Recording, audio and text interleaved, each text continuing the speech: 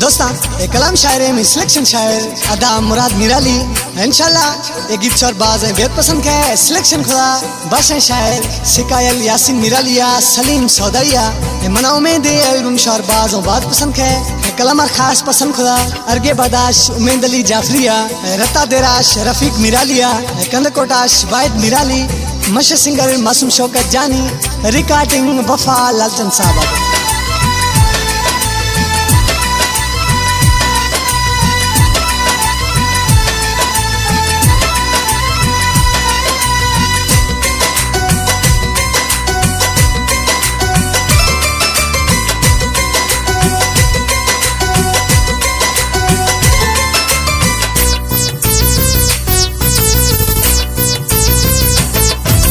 खने थपा पड़ पुस्तिया गोली से नगर मथे गुस्तिया हल खने थपा पड़ पुस्तिया गोली से नगर मथे गुस्तिया खाया हल खतन्या थर गो खजना हकल दिया थर समूई मिड़ा रमराई बिथिया थर खुश्तिया गोली से नगर मथे गुस्तिया हल खने थपा पड़ पुस्तिया गोली से नगर मथे गुस्तिया।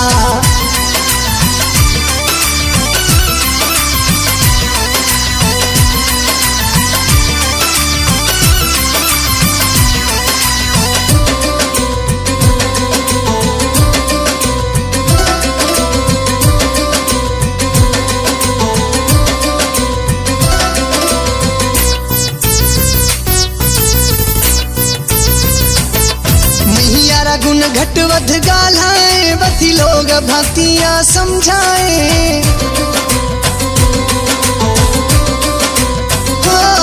मैयारा गुण घट वध गालाए बथी लोग भक्तियां समझाए चढ़ता कलती बरान है जुड़थिया रमराई बिथिया थर खुश्तिया हल खन थपा पड़ पुस्तिया गोली से नगर मथे गुस्तिया खाया हल खतन्या थर गो खजना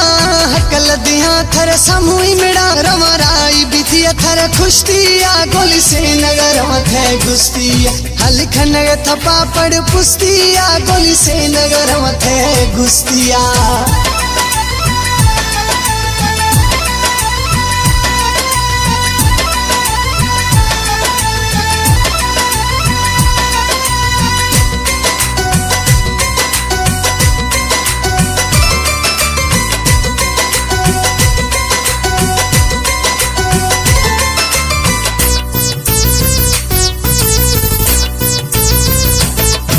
मुराद मिराली मियारा गुदिले यार सफा में गुलाबे गुल्ले